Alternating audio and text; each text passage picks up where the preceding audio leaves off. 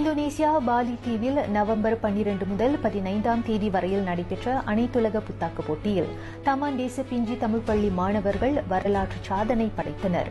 பள்ளி பாதுகாப்பை மேம்படுத்தும் நோக்கத்துடன் மாணவர்கள் வடிவமைத்த ரெப்டாக்ஸ் எனப்படும் பாம்பு விரட்டும் திட்டம் அனைத்துலக மேடையில் பாராட்டை பெற்று பள்ளியின் பெயரையும் உலகளவில் பிரபலமடையச் செய்தது.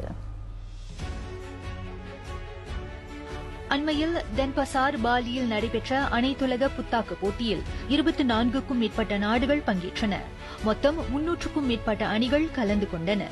மலேசியாவிலிருந்து 20க்கும் மேற்பட்ட அணிகள் கலந்து கொண்ட நிலையில் வடகிந்தா மாவட்டத்தில் இருந்து தமான் தேச பிஞ்சி தமிழ் பள்ளியின் இளம் கண்டுபிடிப்பாளர்களான நர்மதா ஆறுமுகம், தரிணி தயானந்த் மற்றும் திவிஷா சிவராஜ் ஆகியோர் தங்களின் புத்தாக்க படைப்பை காட்சிப்படுத்தினர்.